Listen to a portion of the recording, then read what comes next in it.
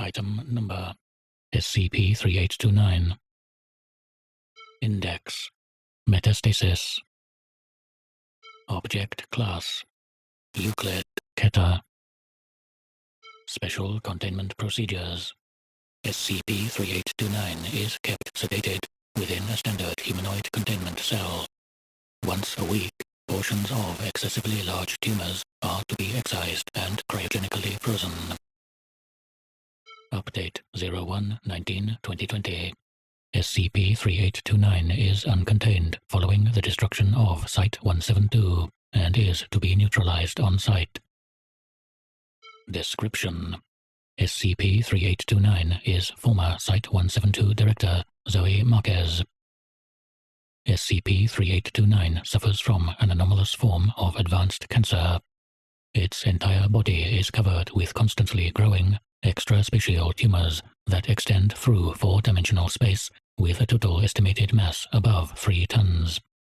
SCP-3829 cannot move its body. Individual cancer cells travel backwards in time upon being destroyed. The first rounds of chemo and radiotherapy appear to have either accelerated or caused SCP-3829's initial condition. SCP-3829 is resistant to most methods of death, and attempting to euthanize it results in tumors manifesting to prevent the attempt.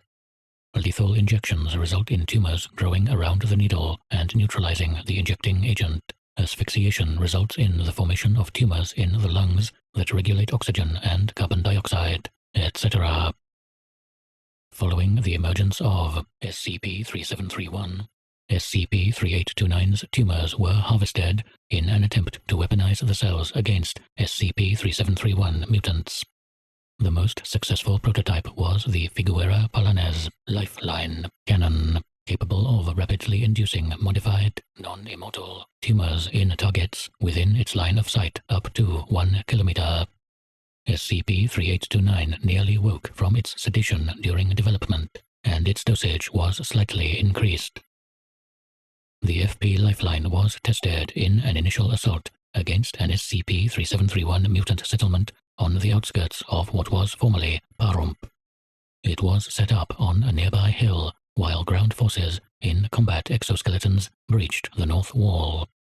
During the initial wave of fighting, gravity cannons deployed by the front lines were used to force the mutants in a relatively enclosed area. FP Lifeline was then used to pick off mutants. Direct hits in the head or center of mass resulted in uncontrollable tumor growth and death within 3 minutes, often causing collateral damage due to the instability of the mutations after death.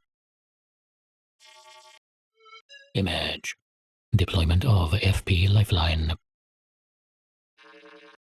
Seismic vibrations and a diamond wall generated by the mutants halted the advance, and one mutant was shot in the leg with the FP Lifeline. Due to its mutation, the formation of tumors was greatly slowed. This mutant sacrificed itself and detonated a miniature star to cover the escape of the remaining mutants through a special anomaly. At the same time, SCP-3829 abruptly awoke from its sedation. It is hypothesized that blue matter absorbed by the last mutant's cancer cells during the battle retroactively contaminated SCP-3829 and caused it to have previously been infected.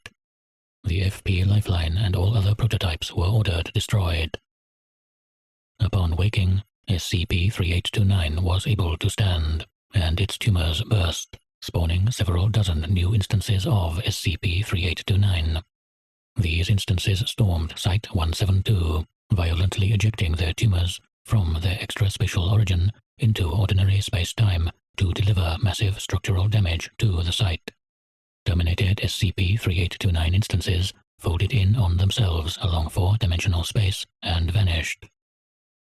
While the other instances wreaked havoc through the site, one SCP-3829 instance proceeded to the sub-level and planted 20 large tumors along critical points. These tumors divided and expanded concussively, destabilizing the foundations of the site and collapsing it. Site-172 was destroyed, and SCP-3829 and its duplicates escaped with several SCP items and entities.